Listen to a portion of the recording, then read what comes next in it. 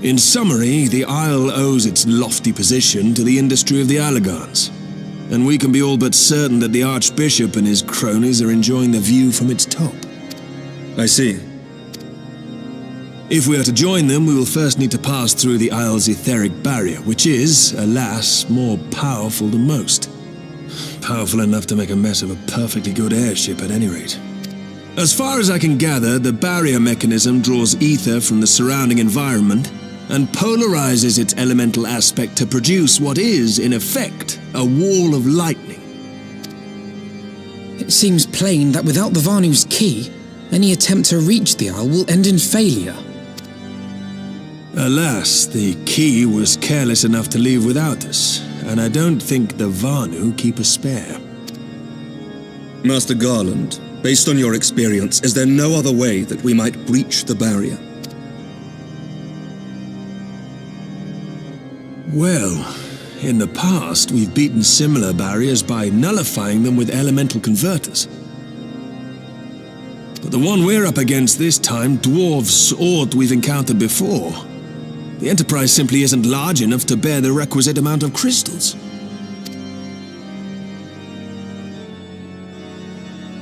I'm reminded of the quantity needed to nullify Leviathan's command of the sea. A veritable mountain of crystals that could only be borne by lashing two galleons together to form a twin vessel, scarcely able to propel itself, much less fly.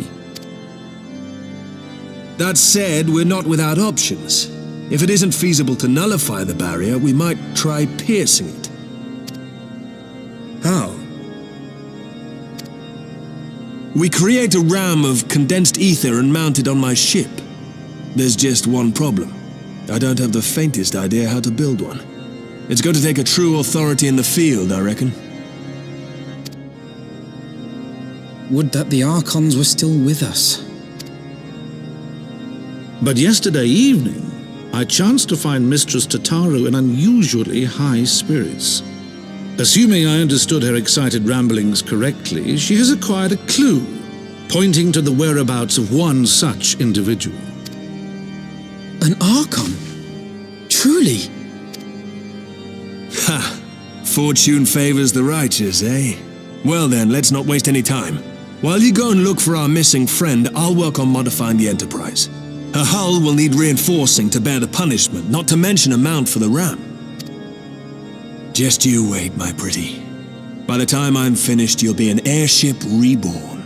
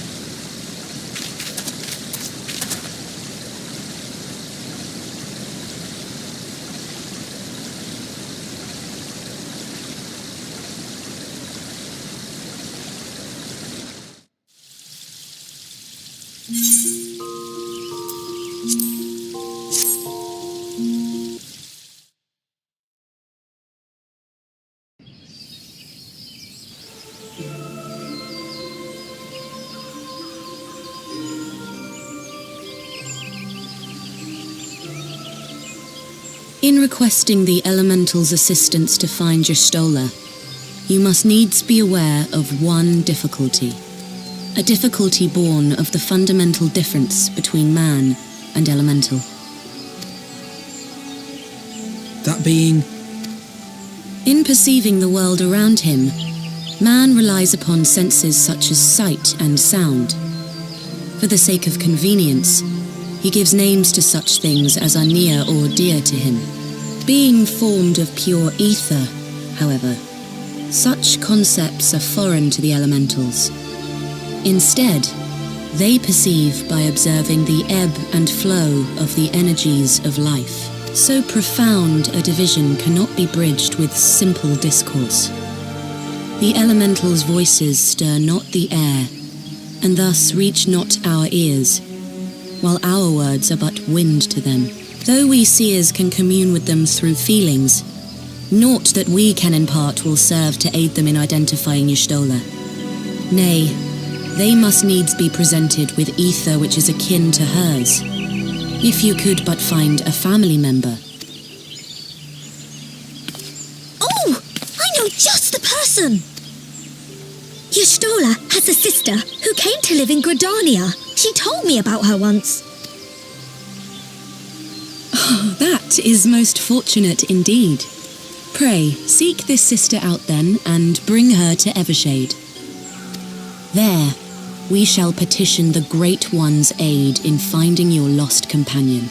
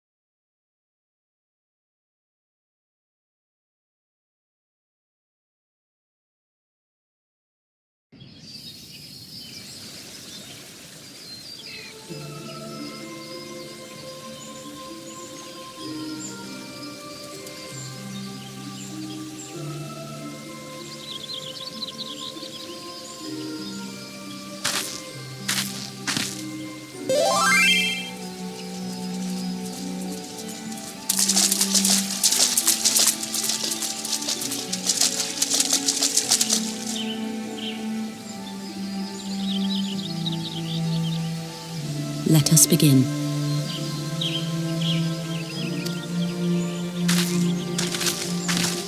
Raya O, Arun, if you would.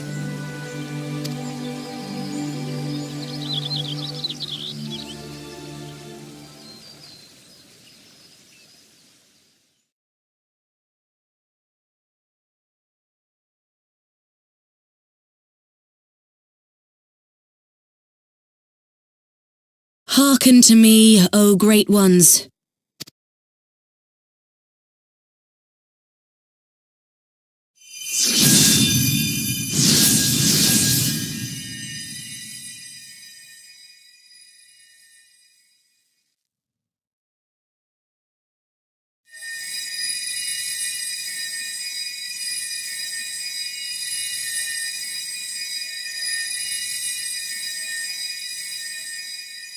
Please, Y'shtola. Please come back to us.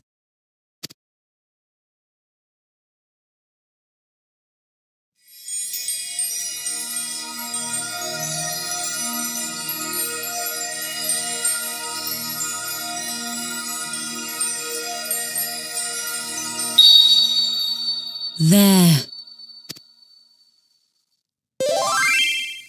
Now!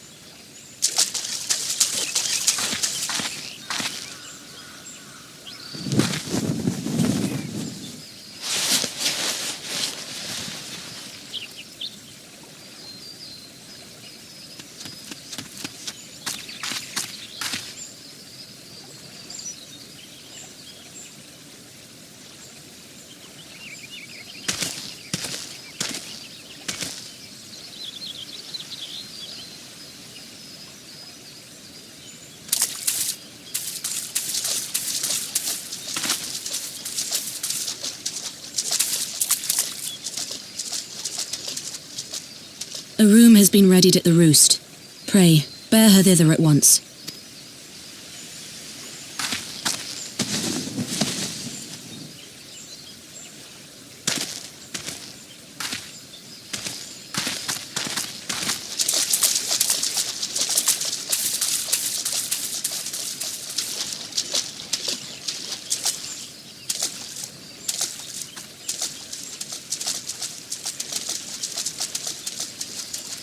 All that remains is to pray, my friends.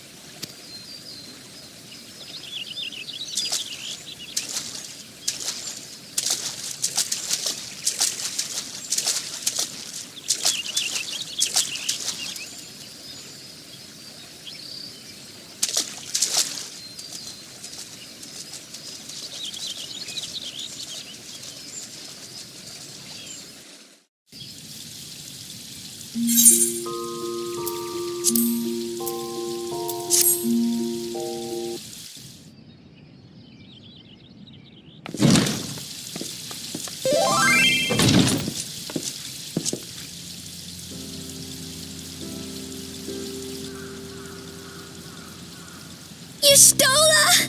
I'm so glad you're back! Tataru.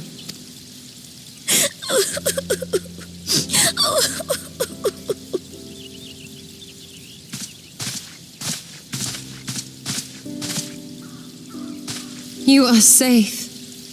Thank the 12. Something has changed about you, Alphino. Or mayhap the change is with me.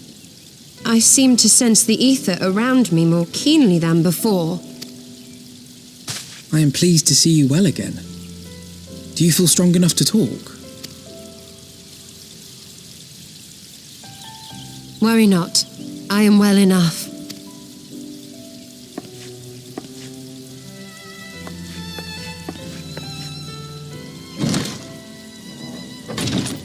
Tell us then, what befell you after you fled the feast?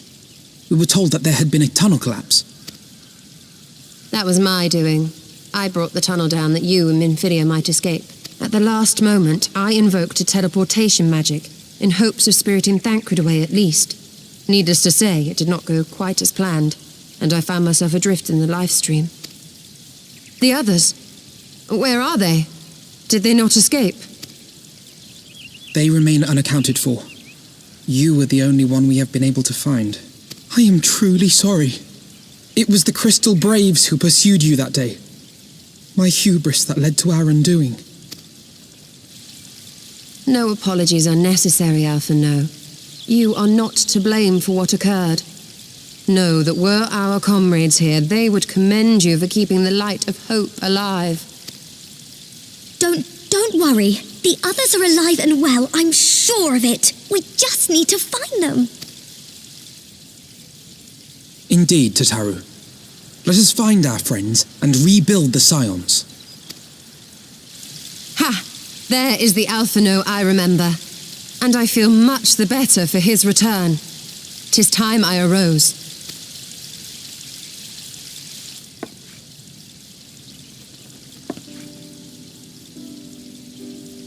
That reminds me. I have a change of clothes for you. I don't like to boast, but I made them myself. I learned how to weave while we're in Ishgard, you see.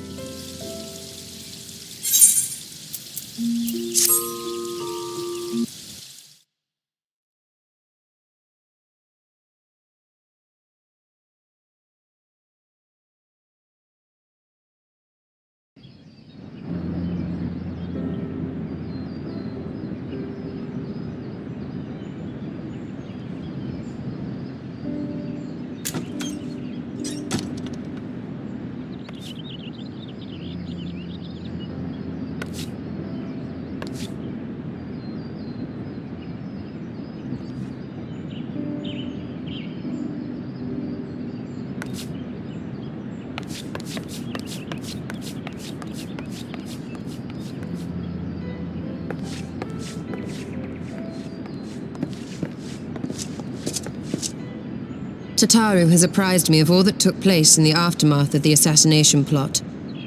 It would seem I have been away for some while. Yes, much and more happened during your absence. At present, we seek to follow the Archbishop to Azisla. And you want for some manner of etheric ram to pierce the floating isle's protective barrier? We do. Might you be able to furnish us with one?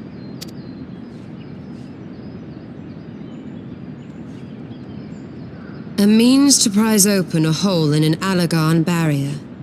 And one large enough to admit an airship, no less.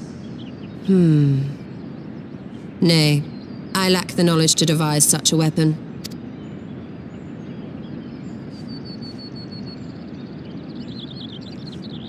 But I know of one who could. A leading figure in the field of etheric research, and one of the finest scholars ever to grace Sharlayan.